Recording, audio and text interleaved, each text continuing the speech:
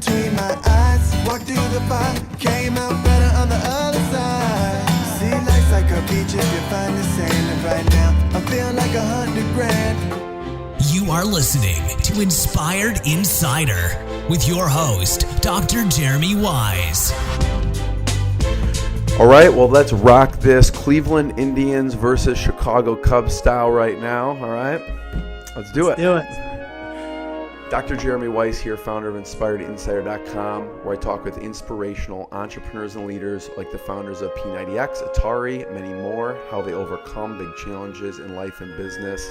Our sponsor today is Rise25.com. It's where entrepreneurs of 6, 7, 8-figure businesses come together live and in person every few months to solve their biggest business challenges and leave with lifelong friendships. Check out Rise25.com. It's run by myself and co-founder John Corcoran. It's application only. Today, I'm very excited. We have top entrepreneur and business strategist Vinnie Fisher. Using his 10-plus years experience as a tax and business lawyer, he started his entrepreneurial journey in 2007 and since has grown businesses to 7, 8, and 9 figures, generating over $300 million in gross revenue for his own companies. Just to give you an example, he started, this is amazing, we're going to dig deep in some of these. He started 9 locations for adults with disabilities, an information publishing company, a web hosting company, BrainHost, that grossed over $100 million, a website security company, Site Trust, which I didn't even know he started until I started digging into the research, a health supplement company, and is presently founder and CEO of FullyAccountable. They act as a CFO for your company. It's really cool. It's a done-for-you back-office solution that allows you to make data-driven decisions based on your numbers. He's also founder, if that wasn't enough, Vinnie, founder of TotalCEO, an education company that caters to CEOs to help grow and scale their company. And I have some notes in here for Vinnie to talk about the terms growing and scaling. And he is the author of the CEO's Mindset, which I bought the other day and because I immediately wanted to download the audio version. Yes, CEO's Mindset, how to break through to the next level. And 4 kids, married for over 20 years. Vinnie, thanks for joining me. Hey, Jeremy, thanks for having me. It's a crazy intro. It's crazy. I'm not convinced that entrepreneurship is for everybody. Yeah. I think it takes a certain level of aptitude and ability to do, and probably thick skin to be okay with failure. Yeah. Right? There are really good number 2s, 3s, 4s, and 5s that probably need to be on other people's teams and not suddenly have a good night's sleep and say, I can do this on my own. And so, but I quickly on knew I was one of those guys. Mm-hmm. I mean, I owned my own law firm. I mean, the joke always starts back to a family tells a story where, basically my brother broke his arm and I took over the newspaper route and did it better than him. And he never got it back and the newspaper company fired him and got me. And so ever since then, I've always been a guy. I ran my own tax service during law school. But while I was practicing law, I always was helping run other people's businesses better than they could run them. Because I'd see things in it and I'd fix them. And so I was very much a hired gun, got paid a good amount of money. I probably dollar in, dollar out, never made any better money than when I was practicing big boy corporate law because I was running some pretty healthy companies. The story about the mental retardation business, somewhat irrelevant, but okay. I just thought it was I fixed a hole in the law. And after I did that, the client I represented said, yeah, big shot, great, you fixed a hole in the law, but I can't provide that service because there was a conflict of interest. I said, I'll do it. He said, you're just a dumb lawyer, so give me a shot. So he gave me a 5-year contract, and I grew a huge location with 500 employees and 9 locations, and I went hard and fast. And that was at the time I grew that when our publishing company did $110 million in revenue in 2008. And so I will tell you, back to your earlier question we never got to the answer on, that was a time the balance when I don't really believe in balance. I believe in priority and perspective. Right. Balance is a tough thing to achieve. I agree, yeah. Right? But I do believe in priority and perspective, and my priorities were out of whack, buddy. And so I was growing 2 major companies at the time. But, I didn't have a jump, a magical moment. I've always been an entrepreneur type guy. Yeah. I have this need to be in the front of the room. Not because I'm the best looking. That makes sense to put the best looking guy in the front of the room. But it's not why. And it's not because I speak the loudest. I probably do speak the loudest. And it's not because I always have an opinion, and I have an opinion about anything. And it's probably not because I'm the most passionate, but I can get passionate about a bowel movement. It's because literally I want to lead. Yeah. Well, I'm willing to take the ball and run with it at all times. There are some major downsides to that. But, I have this urge to not give up when everyone else is willing to. Yeah. And so because of that, I don't fit within someone else's system Yeah. very well, unless I'm working towards the front of that system. And so if you've got that itch about you, there's this funny thing. Entrepreneurs have a desire for a freedom lifestyle. And where that road meets freedom lifestyle, to not have a bunch of stuff versus have what I mean by a bunch of stuff, a big infrastructure. The freedom lifestyle meets this kind of intersection in the road. Do I want to invest in my freedom lifestyle by investing in people so I don't have to get trapped in my job and have an organization that's only going to be a certain size? Or when I hit that freedom lifestyle, do I want to invest in people so that it grows something bigger and it might look corporate and big? In either scenario, I'm untrapping myself from it, right? That's why I think there's a bad question out there about, do I want to have a freedom business or a big business? I think both struggles are not having the entrepreneur trapped in its day-to-day operations. One might be smaller in nature, and one might be bigger in nature. But I think it's the same struggle we have. Yeah. And so for me, I've always lived in that struggle. Like, all right, if I'm going to do this, it doesn't occur to me that I'm going to build someone else. So I woke up, Jeremy, and I realized I had the most fun helping people fix their problems. I had way more fun than all the gobs of money my wife and I made selling crap to people who didn't even know they wanted it. And I'm good at it. And I'm not going to knock, but I'm probably making more dollar on dollar less money right now. I might be building up more equitable value. My cash flow in, thankfully, I don't live the lifestyle that requires, I can't help it, Frank Kern money to feed that machine. Frank, I had to do it for you, buddy. Sorry. But I literally am impacting more lives and helping more people change. So the begging question is, why service businesses over all these rock star service and product companies you built that didn't require you? Well, I still do the same thing. I don't trap myself in these companies. Right. And so you made a comment about how I'm personally consulting 20 companies. Some of that's changed. At TotalCEO, we continually provide productization and do one-on-many, but we're building up an army of coaches that do one-on-one. Yeah. Because No, I meant that in reference to your lawyer days when they had you on retainer. I got paid a ton of money to answer questions for companies. Yeah. I mean, I was the hired gun. Matter of fact, people would still pay me for that right now. I have this wonderful knack of looking at your nightmare because what's the hardest part of the tree to look at when you're in the forest? It's the top of it, right? Well, I've got this wonderful knack to look at your forest and look at the top of it way better than you stuck at the bottom of the base trying to discover it.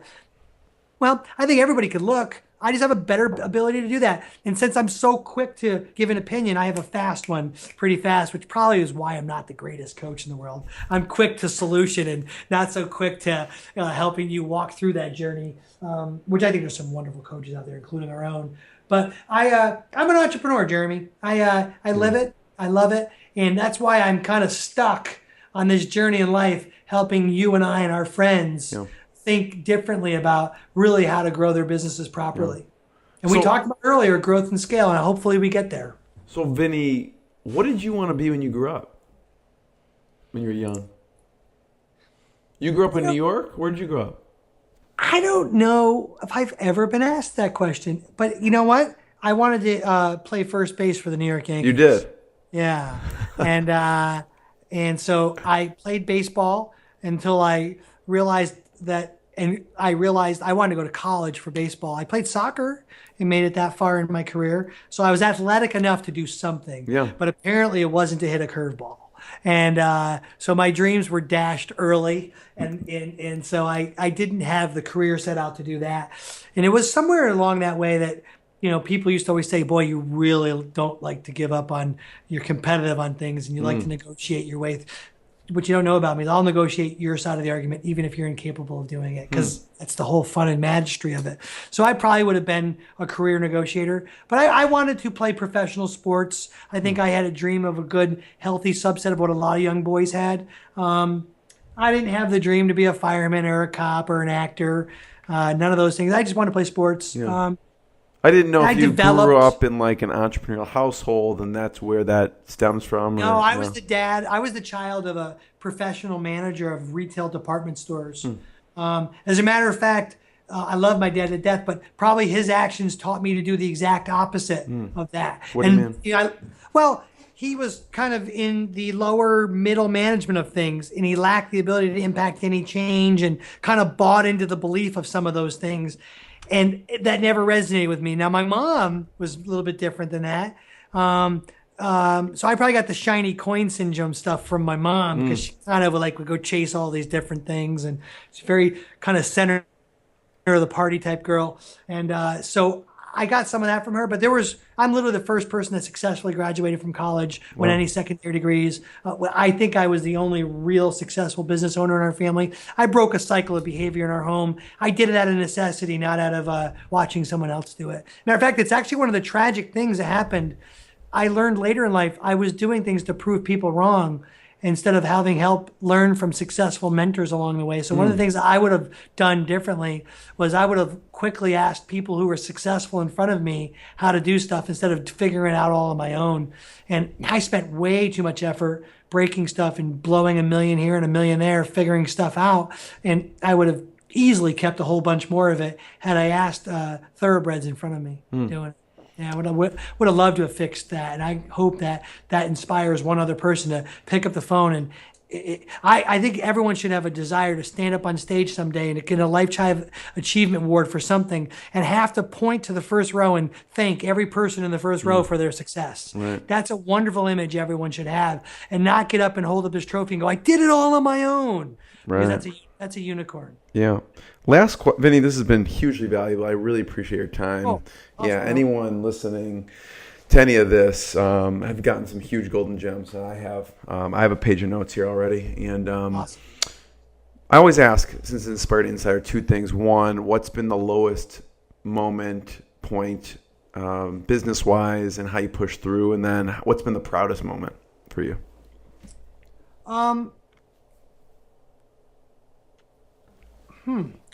I had two low moments. One of them I wrote about, and I'll just briefly tell that story. Yeah. I remember sitting in the driveway at my house, and I literally once again. So because I'm a home run swinger, I'm either going to hit a wonderful home run or I'm going to hit double and triple plays. And I had just got done hitting a double play, scraped our knee, lost us a lot of money, and I'm sitting in the driveway of my house. I'm about to go in and lead a church group about success and leadership and how awesome you are. And I've got $30,000 left in the bank. No, probably a little less.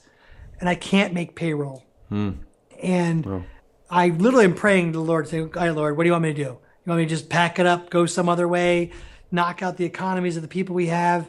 Or, what should I do?" I get a phone call out of nowhere, like divine intervention type stuff. It's my internal accountant. She said, "Hey, are you expecting a check from this affiliate network?" I'm like, "No." She goes, "It was like for $33,000. It's exactly what we need to make payroll. What should I do?" And right at that moment, this is my low moment. Well, it wasn't the success part.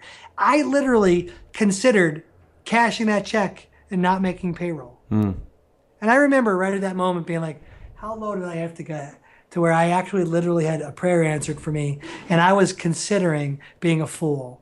And I remember going inside the house and admitting to everyone in my home that literally I was at my lowest, thinking about stealing the money that would have did exactly what we needed to do in our business. And the second one was when I landed from a vacation to see my face on the front of the news that we had just got sued by our attorney general for violation of a contract by the company that bought our business. Holy cow. And they named us in the lawsuit. And I thought, how fun is that when the general counsel and almost quasi-elder of a church gets named in a lawsuit, and I had to go deal with our elders and all that stuff. That was a pretty low moment for me. Hugely, but it was a big character builder. The low moment wasn't the church, and the low moment wasn't the people in our church. The low moment there was skinning the knee in front of my cheerleader. It's the first time I'd ever really failed in front of the bride. And so, but I look back at that, and it was a wonderful part to our marriage. Yeah. So I don't look back at it. I tell that story proudly because it actually helped Deb and I work through the tough things in life, not continue to act like we've got this like rock star life where we don't have things. My best thing, Jeremy. I want to stick on that for 1 second, because what's really interesting about you is the transparency, right? Most people, I don't know, I can't speak for most people, but a lot of people maybe would have thought that, put it aside and just done whatever. But you decided to go into that house and admit it to everyone. I had to. You know, it's funny. My wife will joke. And one of the quirky things you want to know about me is this: I have my brain cannot get off something, and so if I go to bed thinking about something, I will literally live it out in my dreams. My little son Vinny, my little Vin, has the same issue. He'll get up, run around the house, and he'll be all active in his thing. Well, I'm very much the same way. So, like, if I tell myself that itches. And if my brain thinks about it itching, next thing you know, my whole body starts to itch. And I have this thing. So my brain will be consumed on it. Right. So if I don't go deal with it, I see. I'm going to deal with it anyway. Yeah. So I might as well bring everyone into it. Yeah. So I'm thankful that, because I was taught the opposite of that. I was taught shove it down. And it's what led to some physical unhealth. It's what led to, not trusting in people. It's what led to probably even moments of unclear or depressive type thinking. And so I would encourage everyone, get it the freak out. Right. What's someone going to do? Yeah. Tell you they don't like you because you tell people the truth that you suck, or your feet stink like everyone else's when your socks are off and your shoes are no longer on? Who cares? Right. Right. I quite honestly, if people on this show like me less because I told the truth about the things that suck, then they weren't someone I was going to impact anyway. Right. Right. Yeah, thank you. So the Proudest, someone of the Proudest, obviously outside of your kids and wife. Are we talking about in the work setting? Yeah, business. Or just in life, business. Business setting. Yeah. So I'm actually living some of my proudest moments, which is really cool. So I believe in a farm system. I told you that earlier, right? Yeah. And so Rachel, who I'm growing to be a world-class COO, is one of my finest moments. And so watching her, she was being trained to be a lawyer and is a licensed lawyer, and I made her take the bar. Once she started excelling in our system, she's like, oh, I won't take the bar exam. I'll just be in business. I'm like, you're taking the bar exam. And so I forced her to do it. But I'm watching before my eyes. We're going to talk about her 10 years from now being one of the premier COOs. And so she's a wonderful accomplishment. And I love how what we've worked on is character building, not on all the structure and process of teams. So she's a wonderful, she's almost like a daughter to me. And she'll jokingly say I'm old enough that she could be my daughter. But that's a wonderful moment, is the accomplishment of the team we're constantly building around her. And she's right at the front of that. Yeah, that's great. So everyone should check out FullyAccountable.com. Yeah. The TotalCEO.com. And if you want those resources, I don't know if you want to talk about them or people can just go. You can go to FullyAccountable.com /inspired or TheTotalCEO.com /inspired. Yeah, it's /, not backslash. / / inspired at TheTotalCEO.com as well as FullyAccountable.com. Both of them / insider. And so what we did is we have a brand new book coming out for Fully Accountable called False Profits, Why 99% of Entrepreneurs Fail. We should have that book out soon. And since this is like the Library of Congress, your show will be up forever. We will put up the free link to that inside of Fully Accountable. But for now, we are giving out a free copy of my latest and greatest soon-to-be bestseller. Amazing. Yeah, very generous of you. Thank you. Yeah, we also have a copy to my original book, which is a bestseller, called The Best Investment, A Better You. That's in there for you. We also have included links to your core metrics that we want everyone to use. So we have a bunch of resources and tools for that. We also have example core financials and management statements that we would like to see you using in the way of capturing the real numbers in your business.